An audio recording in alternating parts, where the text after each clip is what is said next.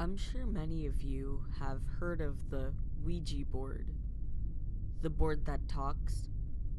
But what really happens when the planchette is moving? In February of 1891, advertisements started popping up in the paper. Ouija, the wonderful talking board, said a Pittsburgh toy shop. A talking board answering all your questions about the past, present, and future. A link between the unknown and the known. An ad in the New York paper described it as interesting and mysterious. The board back then is no different than what is sold in stores today. The Ouija board is a flat board with letters of the alphabet, numbers 1 through 9, and a yes and no printed on the board. The board comes with a teardrop-shaped planchette with a clear circle in the center to point to the letters that spell the word.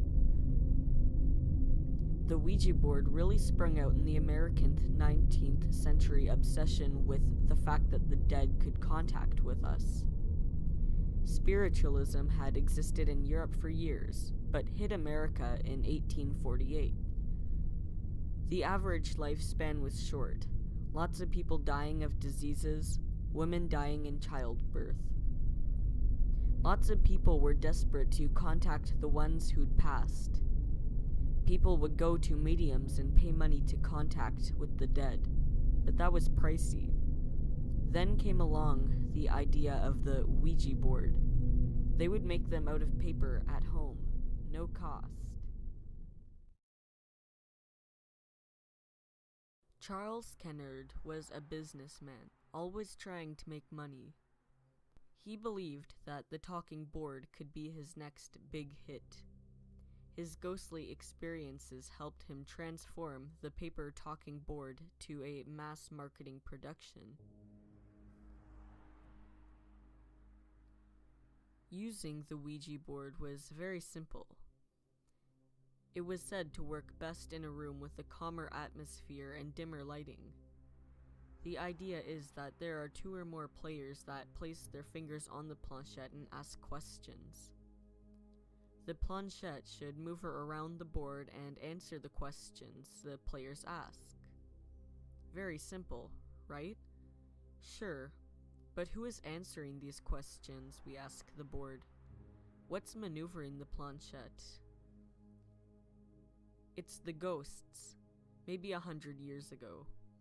Many people think they have control over their own mind, but they don't, says Ron Rensink, an associate professor of computer science and psychology at the University of British Columbia. The truth is, we perform thousands of unconscious mental and physical tasks every day. Those tasks could be anything from breathing to driving. Driving is a very good example, says Rensink. We are navigating through very dangerous situations, yet only thinking about the events of the day. We often remember very little about the trip itself. Rensink and postdoctoral research Helen Gochu recently completed a study using Ouija boards. They found that, when asked to answer questions they think they don't know, people give a significantly better response, 65% accuracy, when answering with a yes or no with a Ouija board, compared to answering verbally with a 50% accuracy. When participants believed they knew the answers, both types of responses scored almost identically. The surprising findings suggest that we have a strong second intelligence that rests beyond our conscious minds that can be accessed and used under proper conditions. We may believe that we don't know an answer consciously, but actually have the answer right there in our subconscious. Maybe we heard it on the radio, but weren't really paying attention. All of this can tie into what is known as the ideomotor effect. In fact, the Ouija board is a great example of the effect. The name ideomotor comes from ideo, or mental representation, and motor, muscular action. The ideomotor phenomenon is a psychological phenomenon wherein a subject makes motions unconsciously.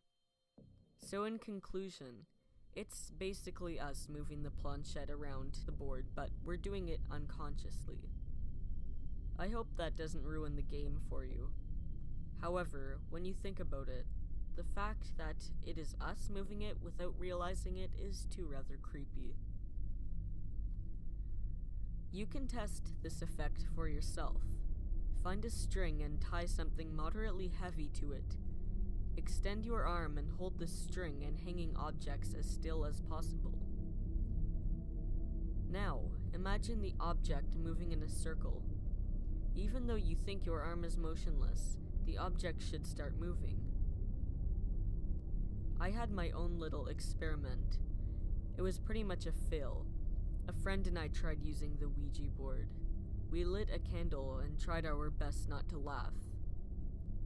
Nothing happened. The planchette didn't move an inch. Even after we calmed ourselves down and actually tried, nothing really happened. I wouldn't say it was a complete fail, but I was really hoping we would get somewhere with the Ouija board. But later, I tried it again, and it kind of worked. I lit the candles and set up the board. The planchette moved from G to no, and then back to yes, and then it stopped. It was exciting, but it felt different. I feel like we were just moving it by mistake, then got all excited because it actually moved. It didn't feel right, the way it's described when others say they've used it. I imagined it would feel less real. I always thought it would feel more relaxed and I'd feel less awake. It's not easy to describe, so you'll have to try it for yourself.